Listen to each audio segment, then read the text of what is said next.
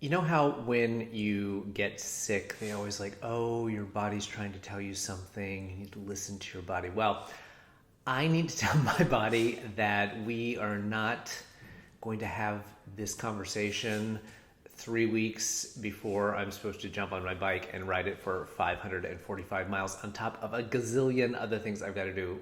Not the time for that conversation, body. I will see you on the other side.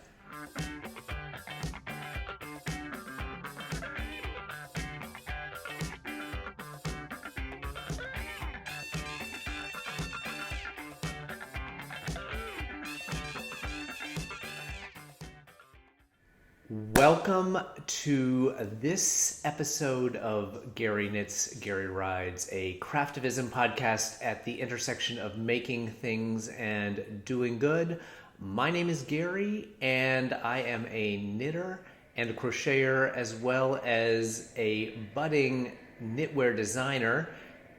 And for the past 6 years, I have been a cyclist and fundraiser for AIDS Lifecycle, a 7-day, 545-mile bike ride down the coast of California, raising money for the life-saving work of the Los Angeles LGBT Center and the San Francisco AIDS Foundation.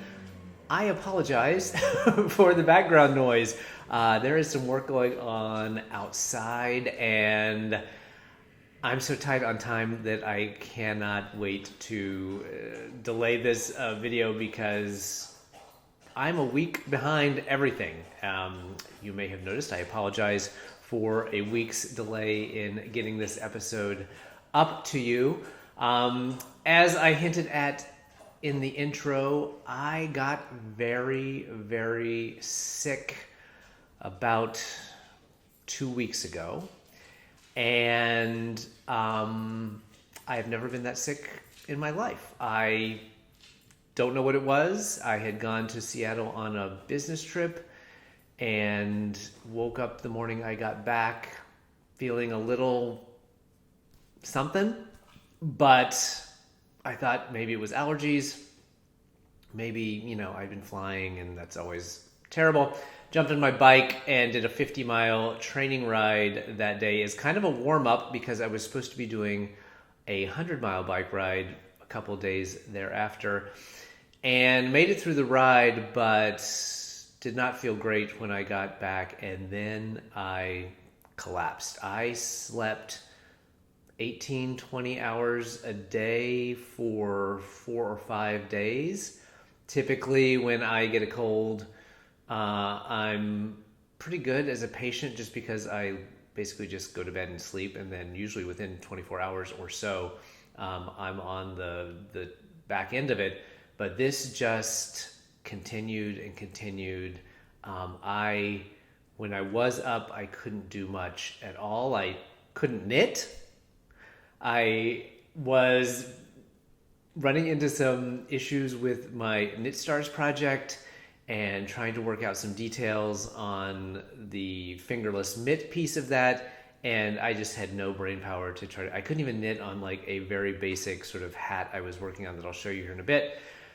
It was rough, and it took me the better part of 10 days to start to not be sleeping just a lot, and starting to then be able to do some sort of very minimal amounts of knitting work and stuff like that to try to get caught up. It was terrible timing, and you can probably still hear a little bit of it in my voice, but I was supposed to be doing my 3 sort of benchmark training rides that I like to do before AIDS Lifecycle. So a Century, 100-mile bike ride, and then 2 80s back to back. I could barely get up and walk around the house, and much less get on my bike. And as I mentioned, I had this sort of design issue with my project for Knit Stars that I was trying to work out, because that filming is coming up very quickly after the ride is finished, and so I wanted to make sure that I had that sort of sorted out before the filming started. And the Stitch Out Loud wholesale orders were starting to come in, and I knew that starting on the 15th, I needed to be packing and shipping those out to consumers. So absolute worst timing. And I get, yes, it's a busy time. I've been pushing myself really hard. There's a lot of stuff going on. And yes, I'm sure that factored into the severity of whatever it was. But my goodness, it was absolutely terrible timing. So I actually been a little nervous about the ride, which starts on June 1st.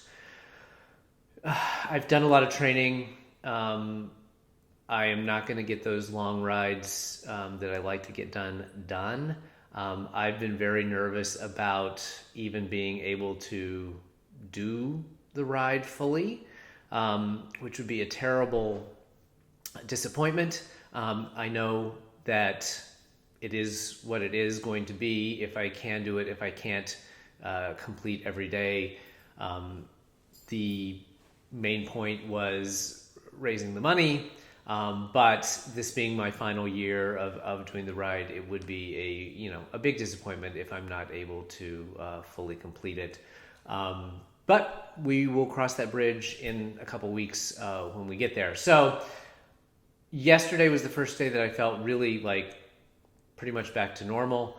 I am going to, right after I film this and have a little bite to eat, I am going to go out for a short 22-mile ride, my basic kind of ride around the neighborhood here, and we're just going to see how that goes. I'm not feeling as exhausted as I have been feeling, but like I said, I'm a little nervous about where this illness has put me in terms of my stamina and ability to do some longer rides. I've got just over a week and a half before I head out to San Francisco, about a week before I have to put my bike on the truck.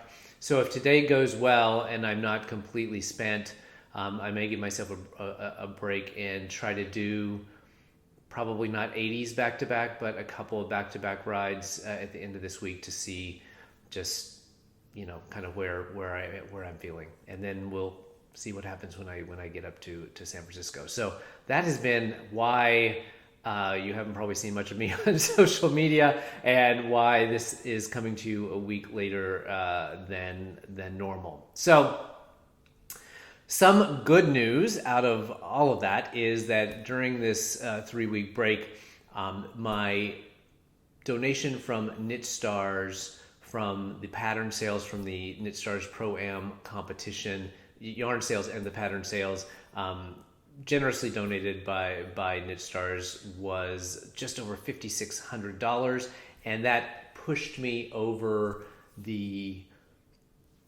$60,000 mark for this year, which then pushed me over the $200,000 lifetime fundraising mark for AIDS Lifecycle. Sorry, I've got the hiccups all of a sudden.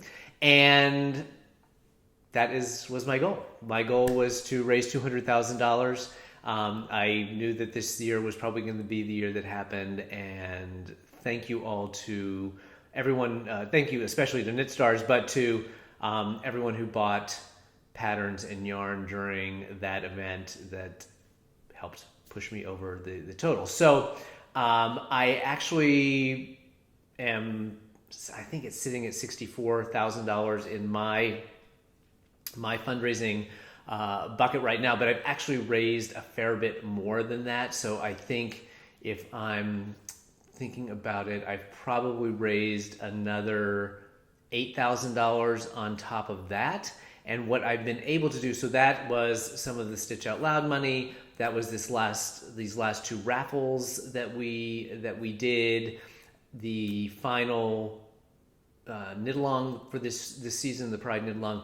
So all that extra money, what I've been able to do is donate that rather than donate it to myself, which is what I have been doing throughout this year. I've been able to go through and find other writers who are close to reaching their fundraising minimum, which they have to get to before they can show up at the KAL Palace to ride out with us. So I've been able to push, I think, about 10 other riders so far over their fundraising limit and give them what they call their ticket to ride, and that allows them to go get a tent and all that stuff.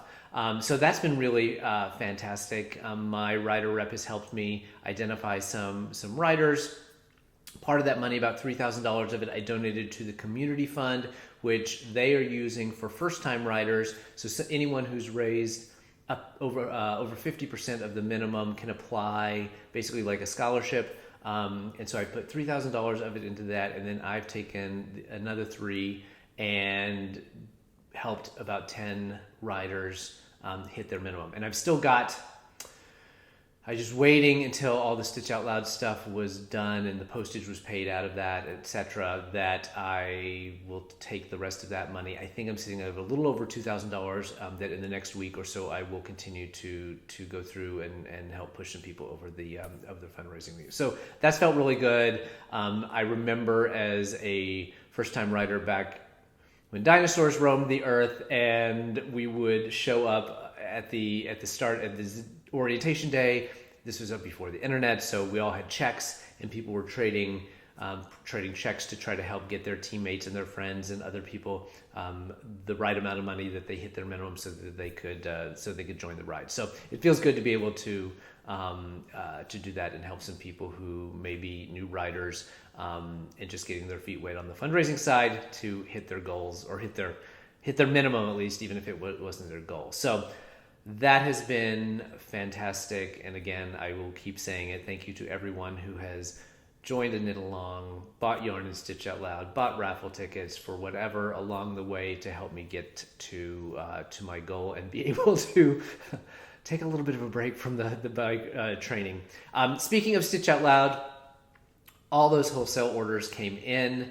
I have turned around, and luckily I've started to feel good enough that I could sit at the computer and print out labels and pack things up and take some breaks in between. But all of that has been shipped out. So I think there was just under 600 skeins of yarn across 22 different colors and a couple of different bases. So it was quite an operation of boxes of yarn in the den, where I was picking and packing and running my own little Amazon warehouse here. But it was so great to see all of the colors come in and to pack them up for folks. I have got my orders in and have started to put those things away in terms of the projects that I have planned for those. But everything looked phenomenal. The Dyers did a tremendous job, and it was really one of the most fun things that I have done throughout this whole process. If I could full-time, do curation of yarn collections based around a theme and have Dyers do all the dyeing, I think that would be a really fun activity. But it was a one-off situation, so I don't think that we'll be having it again. But I'm really thrilled about how the whole collection came together, and everyone did such a fantastic job. So that all got packed up and put to bed. The raffles got sent out. Congratulations to the 2 winners who won an entire full collection of the Stitch Out Loud. We raised just under $2,000 with those raffles, so that's fantastic.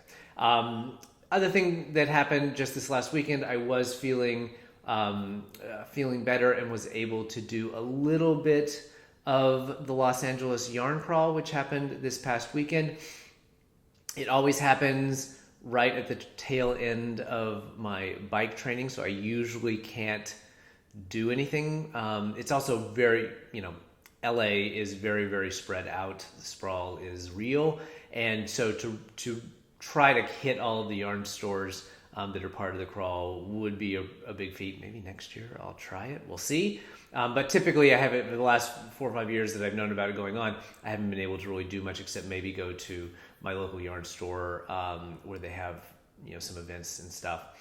But Sarah Peterson from Sea Change Fibers was doing a trunk show at Wild Fiber Studio, which is up in Santa Monica, on the Saturday. So Saturday morning I got up and took some Stitch Out Loud stuff to the post office, and I drove up to Santa Monica to see Sarah. She was one of the dyers for Stitch Out Loud. She did this beautiful non-superwash tonal turquoisey blue called Surge. So I was able to hang out with her. She had some really, really beautiful yarn. I was good, and since I had just gotten a big order from Stitch Out Loud, I did not buy any additional yarn, but she had a great selection of her yarn. It was really busy, which is great to see. And then I jumped in the car and headed back down this way and stopped at Knitting Tree LA, where Caitlin from Porter Wool Co. was also doing a trunk show. She's done that as part of the LA Yarn Crawl for the past couple of years. So I was able to pop in and see Caitlin, who was also not feeling well. And she had a fantastic assortment of her yarn, and basically had taken over the whole center of the store. But it was packed. There were a ton of people, which is, again, great to see. And so I got to hang out with her for a little bit, talk with Annette, who is the owner of Knitting Tree LA and the brains behind the Emotional Support Chicken. If you are familiar with that craze that is going on, that is Annette's pattern, and her whole shop is like just covered in chickens themselves and the kits that she's put together for the chickens. Very, very popular item right now. So it was great to see everyone. It was great to spend a little bit of time. I ran into some of my local knitting group folks who were gonna hang out there and then go next door. There's a brewery, and they were gonna sit outside and have some beer and knit. But I had to get home because that evening we had been invited to the Los Angeles LGBT Center Gala, which was at the Shrine Auditorium. It was very fun. It was sort of very LA. There were some, minor celebrities there, but it was very, very cool because they were each year at the gala they give out awards to different folks in the community, and this year they were honoring Cynthia Erivo, an artist named Micheline something, forget her last name, and then Muna, the musical group Muna. And so it was really fun to, be there. The CEO of the center, who's one of the beneficiaries of the ride, had invited me and a friend of mine who used to serve on his board. And so we got to go and, dress up and have a nice meal and listen to some very inspiring speeches, as well as get some background, some videos. They did some really cool documentary stuff around the different services that the center provides. So it was a really meaningful evening, especially for me, since that is where the money that I raised for AIDS Lifecycle goes. And it was really fun. Muna performed. Jewel introduced them, and she came out and did a duet with them on one of their songs. Cynthia Erivo did not sing, which was a disappointment, but she gave a very moving speech. So that was a fun thing as I sort of emerged from the cloud of of sickness to be able to enjoy that. So that is kind of a long-winded what's been going on, but it's been a little bit longer than usual, so thank you for indulging me. In terms of things, as we kind of move into Craftivism a little bit, a couple things I wanted to mention. The Pride Make-Along for the End AIDS Pride Make-Along is going to kick off June 1st, and it will run through the end of July. And we are going to be working on a shawl from Stephan of Steph Made That. I will pop a picture up here of the work in progress. He is still finalizing the details on getting that pattern released, but it will be released in the next week or so. It is based on the Progress Pride flag, and it is a kind of V-shaped shawlette. I kits were put together by Briar Patch Fiber Co. I believe it's 11 or 12 mini skeins that were used in that. But you could do whatever you would like in terms of if you had a gradient kit that you could probably use for that fingering weight. You could go scrappy, and if you don't want to do the real, technical Progress Pride flag colors, you could make it your own. So we will be starting that on June 1st. Also on June 1st, we are going to be kicking off the sock knit along. So this is the Coasting Along socks by Slip Sis. I will link to the pattern and to everything that I talk about today down in the show notes. And while we're talking about it, here is a QR code that you can scan if you are not watching this on your phone, and you can go right to the show notes with all of the links to everything. But Slip Sis, Gabs and Che have put together a mystery sock knit along that is going to be released the first week of June, day by day. So it's 7 clues, and the idea was that while I'm on my bike riding each day, you are going to get a clue, and Coasting Along is sort of a reference to riding down the coast of California. So it takes, I believe, 50 grams of a main color and then 50 grams of scraps for the color work pieces of it. You could do self-striping for the contrasting color. You could do a bunch of different scraps. You could do just a different solid color.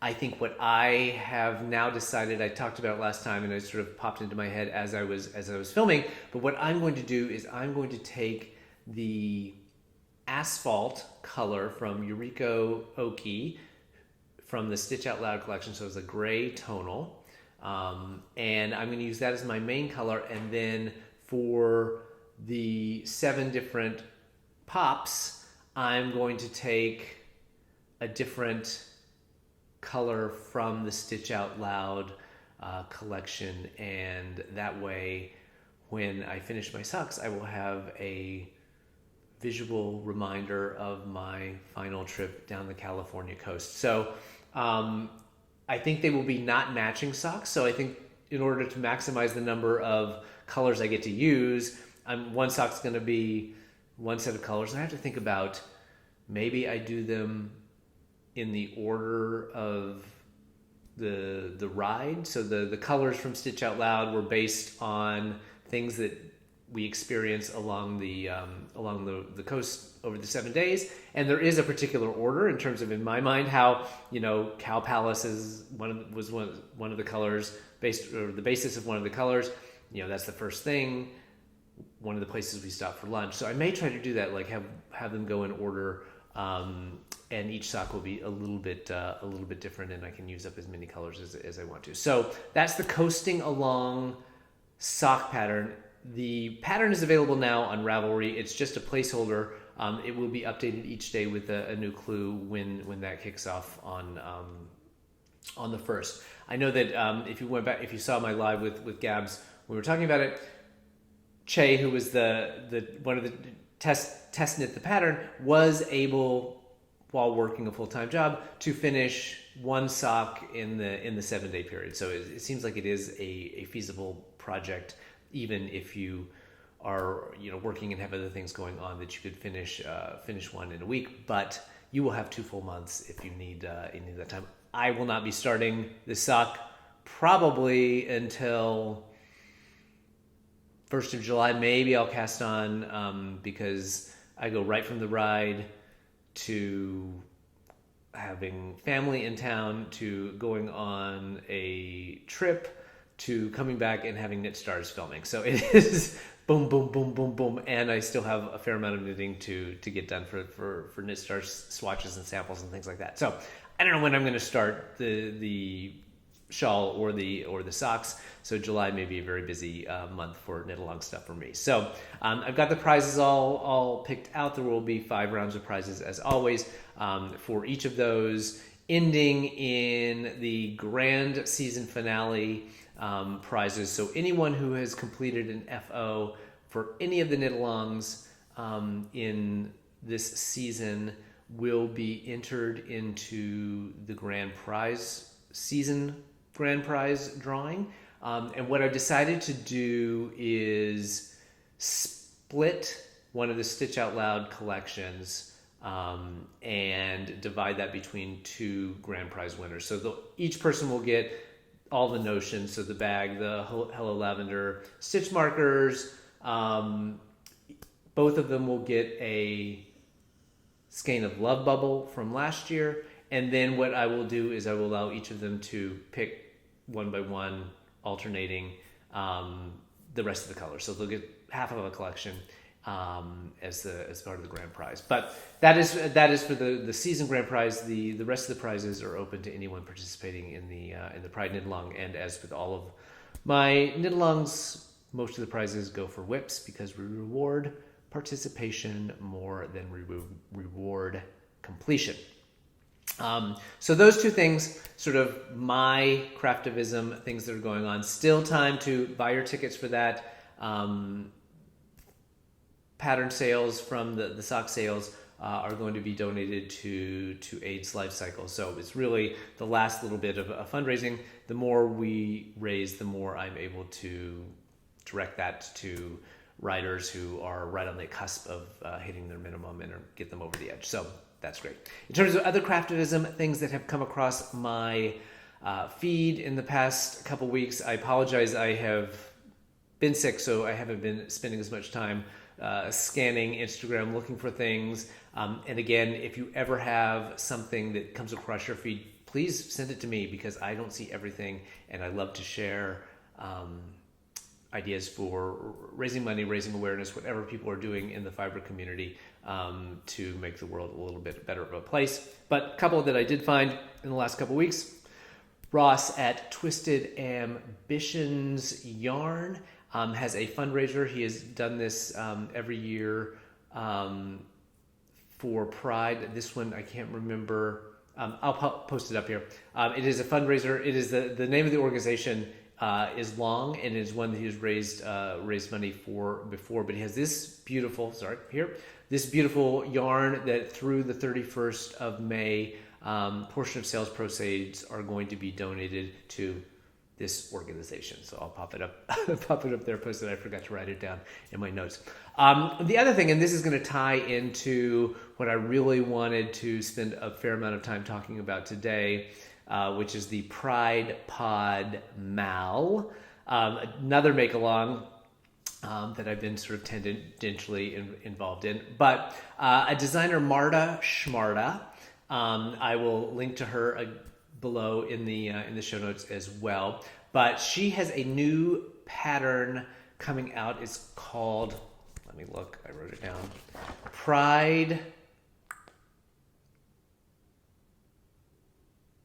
and Elegance. So it is a pair of long gloves, and that is coming out on the 1st of June, but she has an entire collection of designs. I'll link to her Ravelry page down below. That's her Pride collection, and every June she puts that on 25% off. So there are KALs and other items as well. But not only is it 25% off, but she donates 100% of the profits to the Trevor Project, which is a fantastic organization that helps youth in dealing with their sexuality and suicide prevention, and a ton of great counseling work that they do across the country. So that's fantastic. Marta Schmarta, Pride and Elegance mitts coming out at the beginning of June, but her entire Pride collection is 25% off, and all the profits go to Trevor Project. So those two really fantastic opportunities out there in the fiber community right now to raise some money for some great causes and to get some great yarn and some beautiful patterns at the same time. So win-win. I mentioned that the Marta Schmarta ties into the Pride Pod Mal. She is one of the designers who have put their name out there as members of the LGBTQ plus community who are participating in this little event that kind of was the brainchild of Peggy, the kick-ass knitter from Spinning on Two Wheels audio podcast. But she reached out to me and said, I have this idea. How can we kind of spread the word about dyers and designers and makers and podcasters in the fiber community and the LGBTQ plus community? And so we came up with this idea where we have a Ravelry group called Pride Pod Mal, and anyone that is part of those communities can post their information there. I then add it to a resource spreadsheet. It has one tab of podcasters and one tab for dyers, designers, and other makers, notions makers, bag makers, whatever. And during the lead up to Pride, podcasters like myself are going to highlight some of the designers and dyers just to spread the word, introduce our viewers and subscribers to their work, and just have some fun. And so during June, there's going to be a affiliated make-along. You can take any pattern from any of those designers or any LGBTQ plus designers that you may know of. Use the hashtag PridePodMal or post in the chatter thread in our Ravelry group.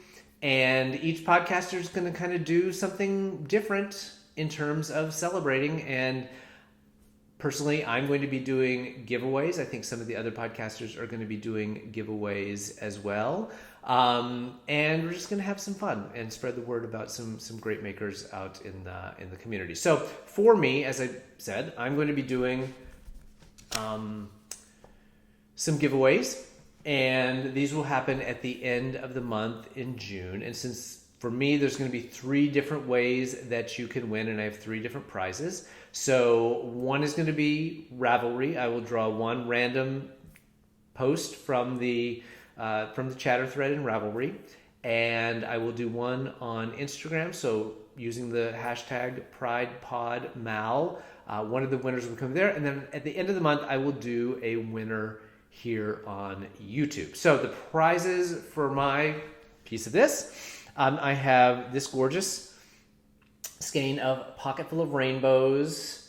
I'm pretty sure this could be in assigned pooling. Looks like it anyway. Pocket Full of Rainbows from Desert Panda Fiber Arts. Fingering weight 8515.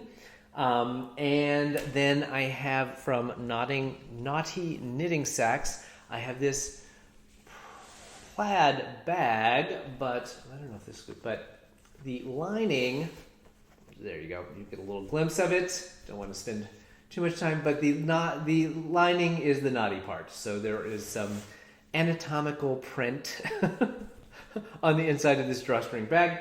And then I don't have it with me yet because it's arriving this week. The last prize, and I don't know which prize is going to go where, is going to be the Progress Pride mini set from Briar Patch Fiber Co. That was the kit for Steph's shawl that we were doing in the End AIDS knit-along. And you know what? I will throw in the pattern as well. So there'll be basically a full kit for that knit-along. And even though you're getting it at the end of the month, you still, for that knit-along, have the entire month of July as well. So the Pride Pod Mal will just be for the month of June. My End AIDS knit-alongs will go through through end of July, because I always like to give everyone 2 months because we're all busy. And sometimes you get sick and can't knit for 2.5 weeks.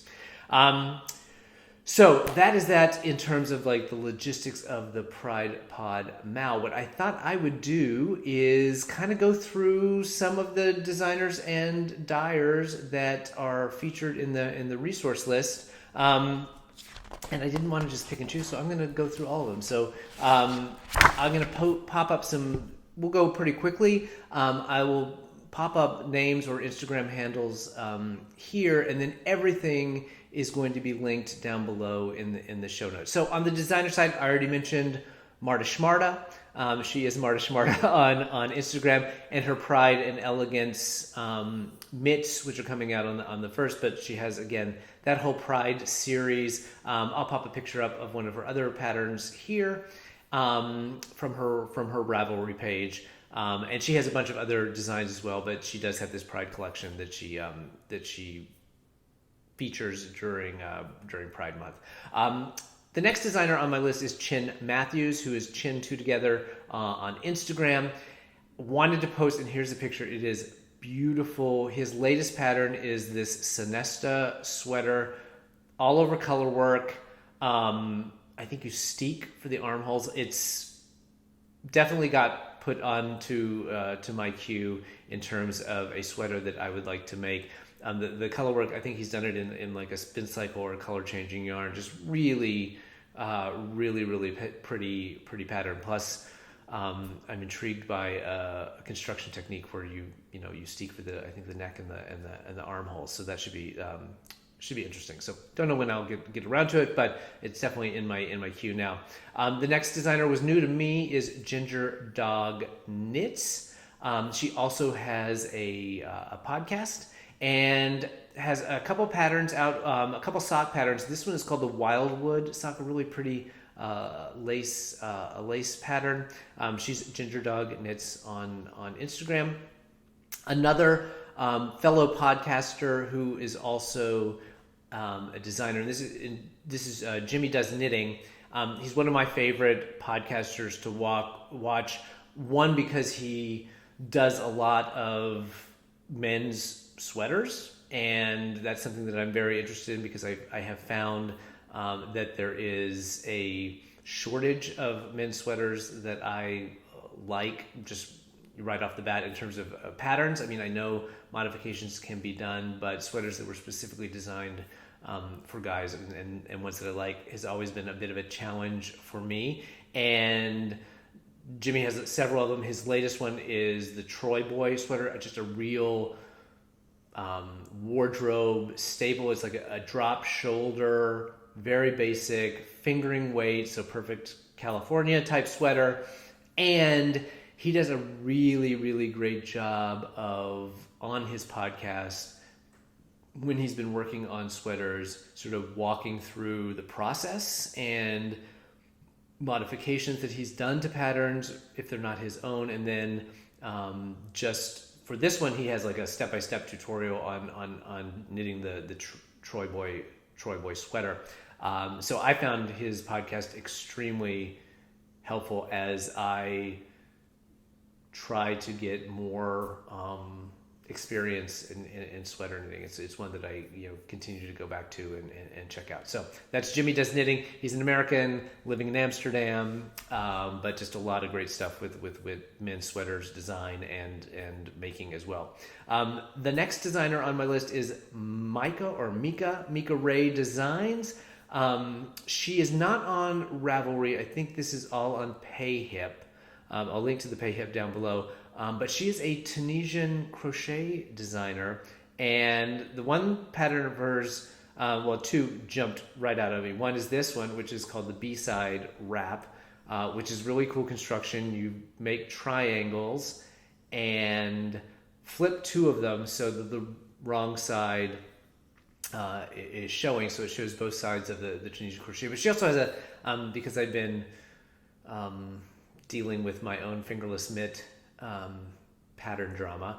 She has a Tunisian crochet fingerless mitt, so I was very interested in that and the construction of that. So that is Mika Ray Designs on PayHip. And the last designer on my list is Juliette Picot, and she is Juliette Picot Designs. There are a couple of Juliette Picots on Ravelry, but she's Juliette Picot Designs, and she has lots of patterns, garments, accessories, but a lot of little teeny tiny, like little sweater, like Christmas ornaments, and there's some like little tiny Fair Owl sweaters, little tiny Fair Owl hats, some other Christmas ornaments, as well as full sweaters and things like that. But the pattern that I thought I would share with you is this, which are these mini pride hearts. So she's taken the regular pride flag, the trans pride flag, other pride flags, and made these teeny tiny little hearts that I thought were just very sweet.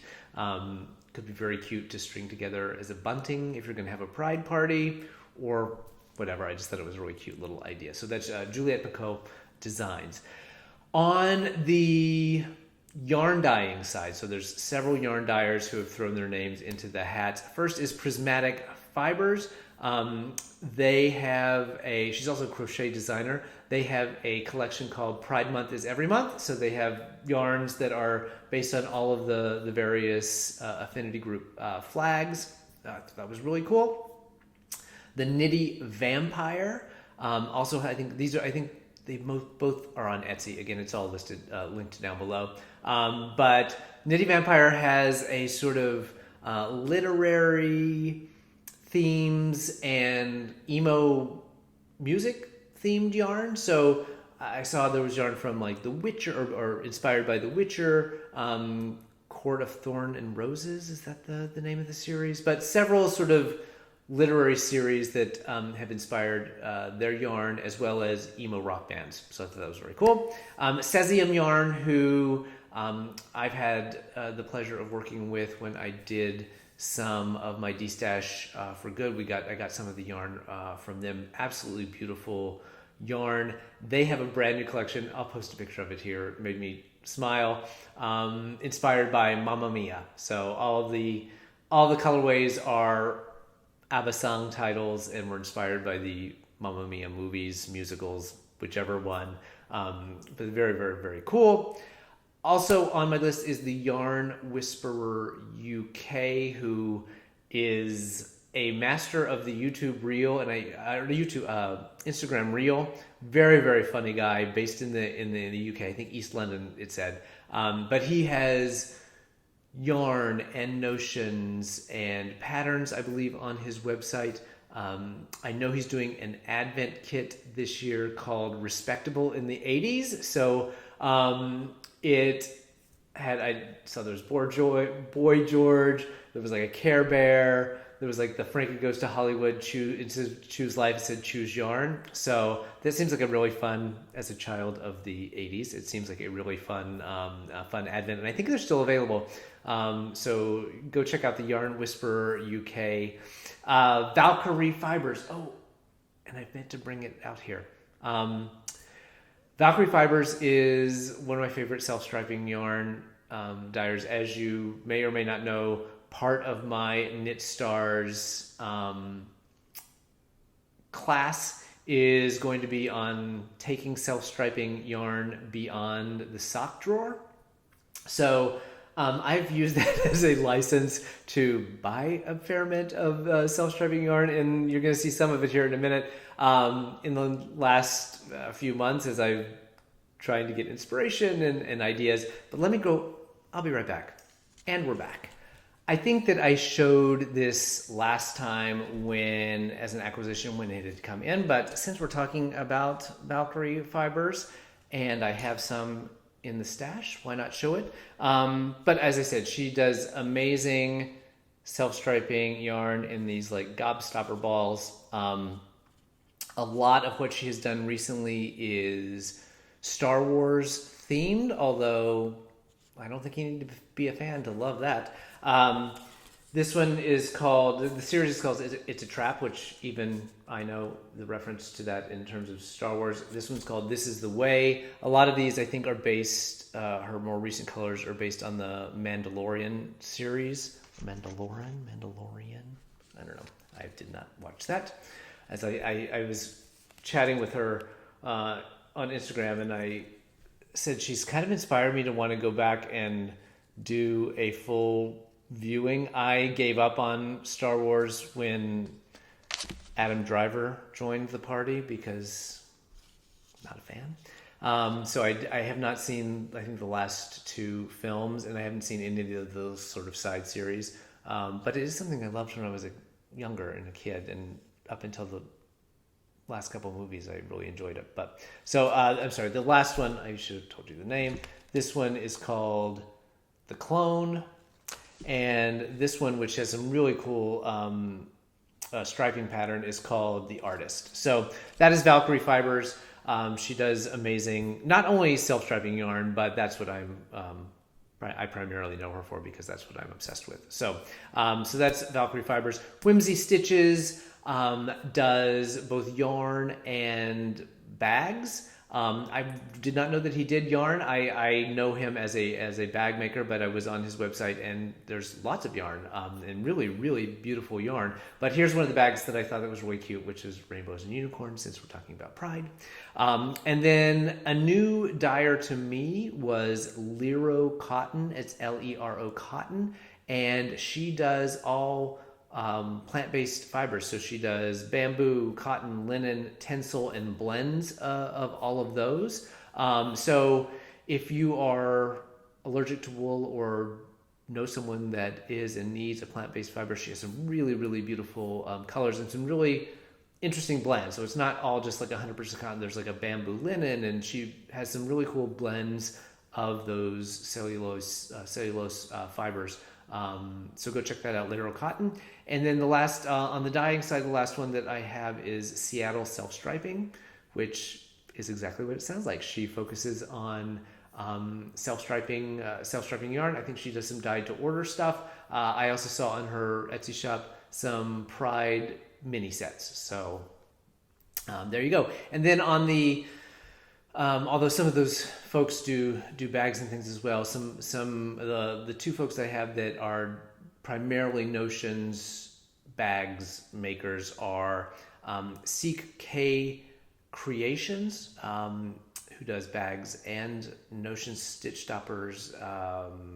Really cute. There was this one which was spring critters, so like bugs and things like that would be like little project bag sets that he puts together. And then the last one is One Geek to Craft Them All. I think it's like onegeekcraft.com is the website. Again, link down below. And they have a whole Pride collection as well, these really cute Pride gummy hearts, as well as other kind of stitch markers. And a lot of the stuff is, not surprising given the name, sort of fandom themed things. So there's some superhero stuff, a lot of Halloween stuff as well. So if your tastes run towards the video game comic book side of things, there may be some cool stitch markers that you could find there at One Geek to Craft Them All.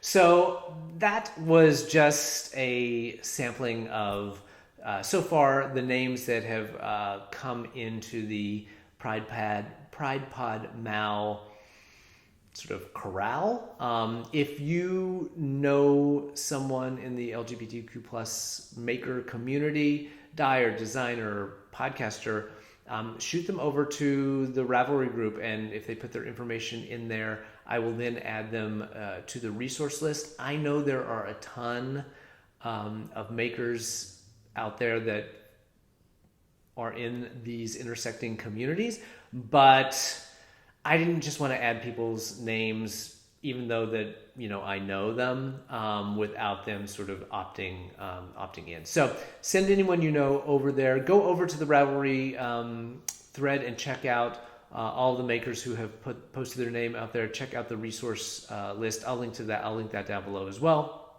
And then as we get to June, grab a pattern, grab some yarn, grab a bag from these makers or from anyone else that you know. And there's no entry fee or anything. Just use the hashtag or post your pictures over in the Ravelry group and get entered, at least for me, for some prizes. Each podcaster on the list is going to be doing something a little bit different. So go check out their podcast and see what they may have up their sleeves for the Pride Pod Mal. So let's talk about some knitting. As I mentioned, sleeping for 18 to 20 hours a day for almost a week, did not lend itself for a ton of time to be knitting. And when I have been knitting, seems like for the past month, all I've been doing is working on my Knit Stars project, ironing out some design details, trying to get the patterns written down in multiple sizes so that I can get it out to testers. The good news is I have a couple months after filming to do the nitty gritty of getting the pattern tested, tech edited, final form, all that stuff. I just need to have a sample I can show, some in-process samples so that I can show a couple of techniques. I tried to keep this project relative. I mean, I think it's cool and it's an interesting technique in terms of like how I use the self-striping yarn. But in terms of technical technique, it's pretty straightforward. I knew that this season had a big module on two teachers doing Shetland Fair Isle, Aran cable, reversible cables. I know Carol Feller is doing. There's some embroidery technique. I knew there was some technique heavy things going on this season, and so I didn't want to do anything that was another, intense technique. In addition, as a relatively newbie designer, I wanted to keep it simple from my perspective as well. So the technical aspects of writing the pattern.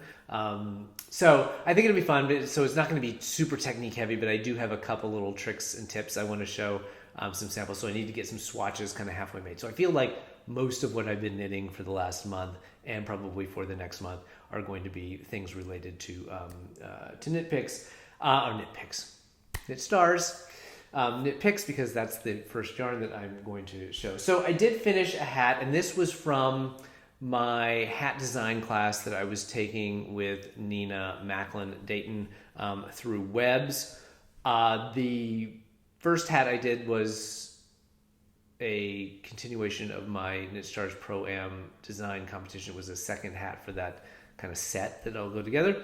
But as I was playing around or thinking about knit stars and wanting to mess around with self-striping yarn, this was what came up. And this is not the Knit Stars project, but this was something that I was playing around with in my hat design class. Just kind of wanted a couple different things technique wise that I was playing with. One was a hemmed bottom, so it's a double-sided hem, and I think I showed this last time.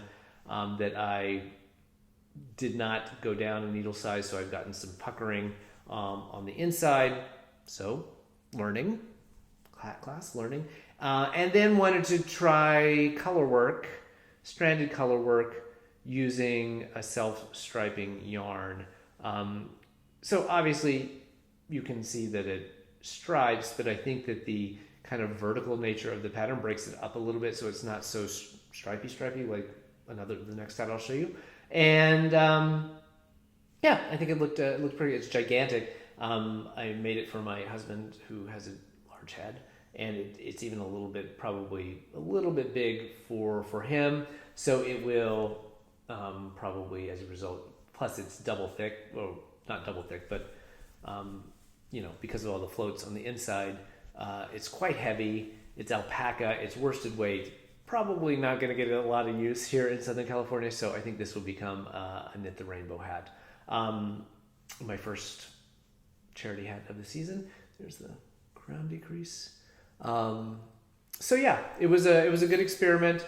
Playing around with crown decrease math, and just to kind of see how striping worked up in a stranded color work environment. So I don't know that I will ever write it up, but it was a good learning experience, and I know now to go down a size on needles to avoid the puckering.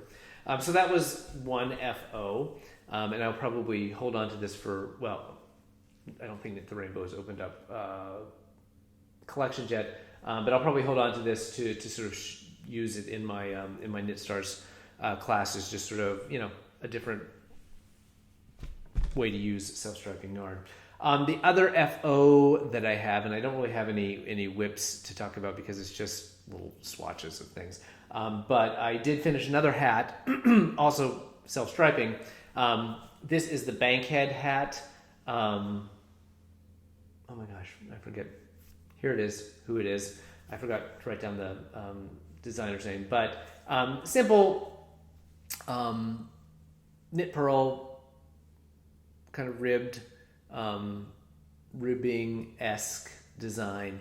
I had made a bunch of hats last year, if you recall, for the roadies on AIDS Lifecycle. So for the guys and gals that carry our gear from camp to camp, for the woman who was basically the CEO of the ride, the ride director.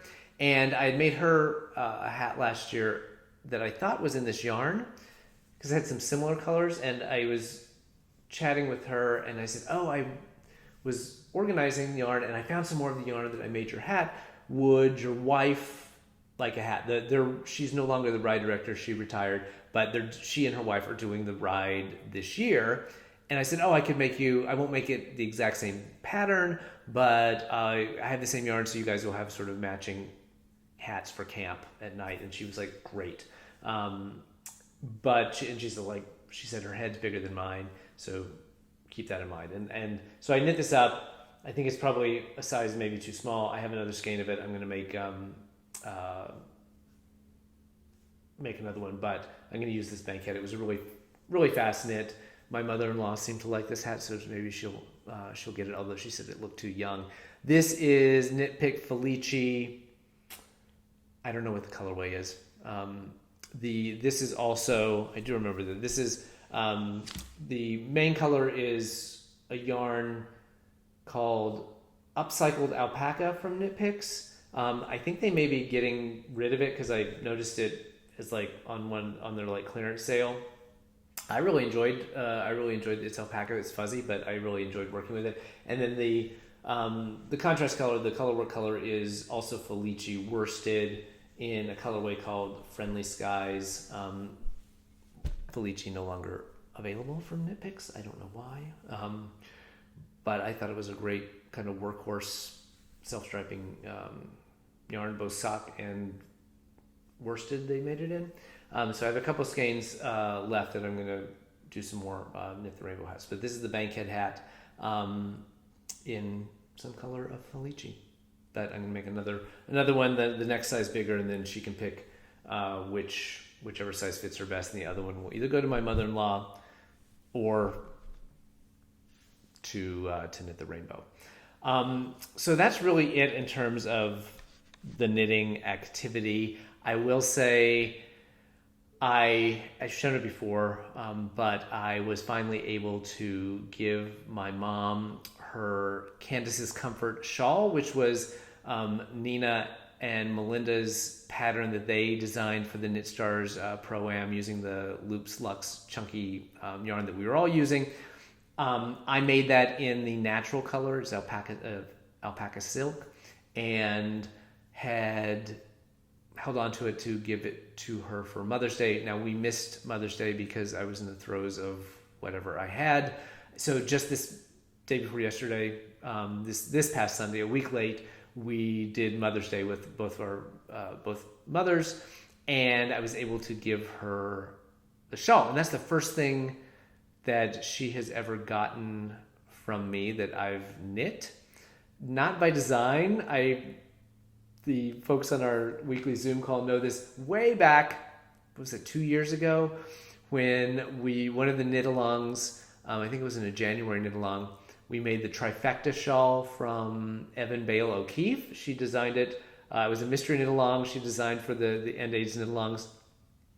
And it was 3 colors, and I put these colors together. They're very, very pretty shawl. I'm actually hoping to make another one here in the next year. But it was like a mustard color, and there was like a cream color and something with like blue in it. And I thought it was very pretty, and I was making it for her.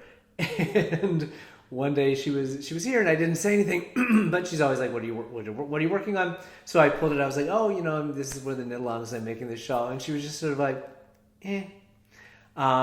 So I was decided that she would not get the shawl. Hold on. Sorry, and we're back. The low power mode thing came up, and so that means got to pick up the pace here. But anyway, so when she was sort of like for the shawl I showed her, I decided that it would go to someone else. But I thought that this the Candace's Comfort shawl, which if you remember, I'll pop a picture of it up here. Very simple, beautiful cable down the back, and that yarn is just such a cozy, comfy dream, and she absolutely loved it. She was so excited just that I had made her something, and she immediately put it on. We were outdoors at a restaurant. It was a little chilly, and she immediately put it on. And very funny, even though I missed it, I got up to go to the bathroom, and a woman who was sitting at the table beside us apparently came over as she was leaving and complimented my mom on it. So she said, "I saw you, unwrap it, and that's beautiful." And apparently, she said, "Oh, well, my son made it for me." And then she made some comment about like, "Oh, does he, take commissions?" And and I think my husband was like, the profit margin on like a hand knitted thing is like negative, and he does not take commissions. So, but I thought it was very sweet, and I was very happy, thrilled, in fact, that she loved it. So I do have. I've been before all this Stitch Out Loud and all that stuff happened, and Knit Stars has happened. I had planned to give her my Dahlias and Honey shawl that we did for the crochet along. I've started it, but it's been put on hold as all this other stuff happened. So I'm going to try to finish that over the summer. Her birthday's at the end of the summer, so maybe she'll get that as a lighter weight thing to wear. Because I know she does. She's elderly, and she does get cold a lot, even though it's Southern California. So I thought it'd be nice to have a couple of shawls, and that's purple, which is a very good color for her. So, so that is the only other FO that I had finished a while back that was finally able to deliver. In terms of acquisitions, a couple things to show. As I mentioned, I have been using my Knit Stars class as sort of a license to indulge in some self-striping sock yarns. I did, just because it opened up, and I love her yarn, and I wanted to do it because I see Michael from Piece for Piece every month with his Woolens and Nosh sock sets. And even though I have no dream of being as fast a sock knitter as Michael is, I do love Michelle's yarn. And so I did, when it opened up, it was like an 8 a.m. opening, and I know things move quickly. So it just randomly happened that I had like woken up at like 6 a.m. that morning, and I was like, well, it was supposed to be, it was at 8 a.m. East Coast time. It opened up for a few slots that she was opening up, and I said, well, I got up at 6 just randomly, and I was like, oh, today's the day. I said, let me just check. If it's still available, then that's a sign that I should do it. And there were slots available, so I was able to get in. And the first month came, so apologies if you haven't gotten yours yet, and I'm spoiling it for you, but I should have thought about that before I did this. But this is called, this is the May color. I like these sort of like pinks and browns together. I saw someone say they thought brown was having like a moment right now, so that's it's good. Not a color I would have like probably picked out for myself, but that's why I kind of love these clubs, because if it were up to me, I would probably have blues and olives and grays always. So the colorway is called, it reminds me of some kind of bird, maybe like a house finch. So that was cute. And then I had a gift card for Desert Vista Dye Works, and she had her colorways for this month. As colors get retired, they go on sale, and so this is the last chance to get some of these colors, and they were also like, I don't know, 20% off or whatever, and I had a gift card, so I decided just to use it all at once and pick up a bunch of different fun colors. This one is DK. Most of it is fingering weight, but this is DK. I actually have this in fingering weight because it's share, and if you know, you know, but I'm not going to not have share. And so now I can have share socks and maybe a share hat. The other colorways that I picked up, this one is called, these are all fingering. This is called Buddhist Astrology. Puff the Magic Dragon. Oops. Coney Island. And the last one is called Patsy. This was like the Women in Music. It was based on a Patsy Cline album cover. So got all of those, and I'm really looking forward to the ride being over. As much fun as I'm sure the Knit Stars filming is going to be, for that to be over, and for me to head into July and get back to knitting something other than swatches. And one of the things that I would really like to get a couple done in the second half of this year is socks. I've been really, since it's been cool and colder, I've been really enjoying wearing my hand knit wool socks this spring and winter and spring. And so I want to get some more made, try some new heels, try some new construction techniques. And now I have plenty of self-striping sock yarn to do that with. That is, I believe, just about it. I thought this was going to go longer than it has. Before I go, and I always forget to do this, and people always call me out on it. I think I've explained the Afghan. This was made by my grandmother when my mother was pregnant with me. It is 1970s or 60s acrylic yarn from Kmart. I just noticed there's a hole in it that I need to repair. I actually have some. Before, when my grandmother passed away, she had a little bag that had just some scraps in it of all these colors, so I can actually go back and mend it. What I am wearing, this is the Orbit shawl by Janina Kalilo, who is Woolenberry online. This pattern is written for DK weight, a single skein of DK. I have made one in DK in a single skein. This is a Shibui Knits yarn. I can't remember which one. Echo maybe it was called, and was more like a sport weight. And I had 2 skeins of it. I don't know if there were 50-gram skeins. I don't think there were 200-gram skeins. No, it wouldn't have been. I think there were 2 50-gram skeins, but a little lighter, weight. So it made a bigger shawl. My other one of this is a little smaller, but a really great single skein DK pattern. It's great weight for travel if you're just going somewhere where it's cool but not bitterly cold. And the other thing that has come up that folks have asked about is the artwork behind me. There you go. So it is an artist named Trey Spiegel, based in New York. I believe he now has a gallery up in Hudson. And really interesting guy. I think he's from Texas originally, which was part of the appeal to me as well. But he, at one point in time, had the world's largest collection of paint by numbers. He had been had them displayed at the Smithsonian, things like that. And a lot of his work is taking those old paint by number kits, replicating them, and then selectively filling in colors to make words. And so they will have phrases, but they're all done on the little paint the number things, and he just paints in certain things to make the letters. It's hard to see. This one does. This one is not exactly representative of a lot of that style of work. The background, which is showing up there as white, is all multiple superimposed paint by number designs on the sort of background. And then the little squares are pages from vintage coloring books that he's then done the stenciling on it.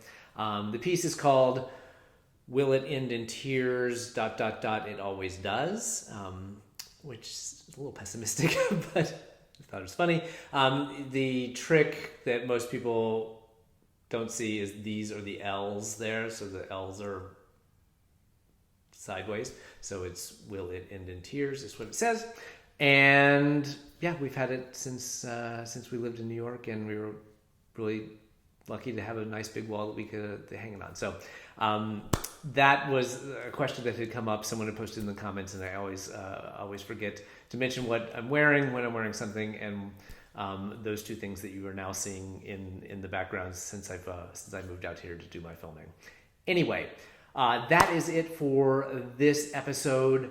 I will try to get an episode filmed right before I leave for AIDS Lifecycle. I probably can't be doing much filming on the bike ride itself. I will try to do something over on Instagram each day to sort of highlight the trip, but I doubt I could get something up here on YouTube, since all I'll have is my little phone with me. I won't have a laptop or anything to get things uploaded.